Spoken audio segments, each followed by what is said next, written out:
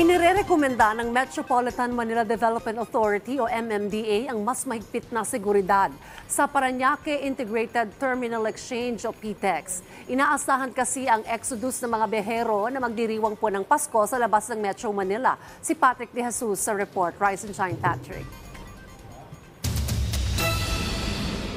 Pagpasok sa Parañaque Integrated Terminal Exchange o PITX, isa-isang sinisiyasat ng mga security guard ang bag ng mga pasahero na dumaraan sa metal detector. Mayroon ding K9 dogs na umaamoy sa mas malalaking bagahe. May mga nakadeploy na pulis bilang dagdag tauhan sa pagpapanatili ng seguridad kung saan nakakalat ang mga police assistance desk. Nag-inspeksyon ng mga opisyal ng MMDA, DILG at PNP sa PITX upang makita ang sitwasyon sa terminal ilang araw bago ang Pasko.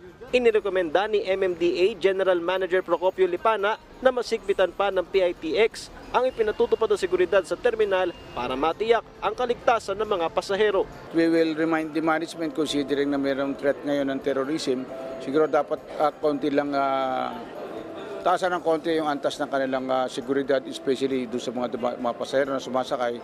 Siguro dapat mayroong konting inspection.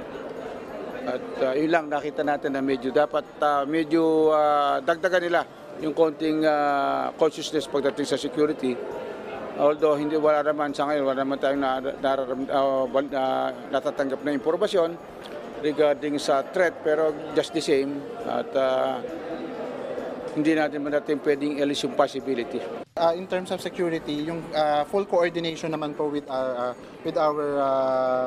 PNP sa mga kapulisan po, hindi naman po nawawala yun, sir. So, hand in hand nagtutulungan po si PTEX at saka yung ating mga kapulisan just to improve yung ating security within the terminal. Umabot sa 121,000 ang bilang ng mga pasahero sa PITX, pero normal pa umano ang bilang na ito. Sa December 26, mas inaasahan ng pamunuan ng terminal ang bulto ng mga pasahero dahil marami sa mga ito ang maaga ng bumiyahe. Mas mahirap po kasi pag mga after Christmas, mas mahirap po yung ganung season. Siguro po maaga pa lang magpa-reserve na ng ticket para hindi mahirapan.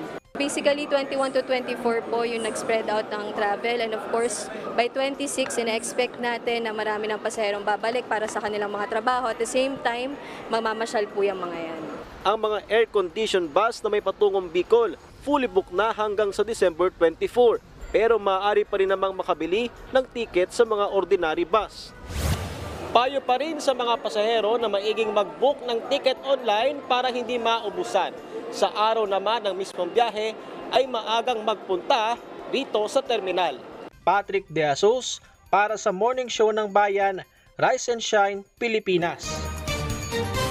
Simula naman alas 10 ng gabi ngayong araw, December 22 hanggang January 2, ay papayagan ng MMDA ang pagdaan ng mga provincial bus sa EDSA. Ang mga provincial bus naman mula sa North Luzon ay hanggang sa Cubao lamang ang magiging biyahe at ang mga galing ng South Luzon ay hanggang Pasay City, maaring magbaba ng pasahero.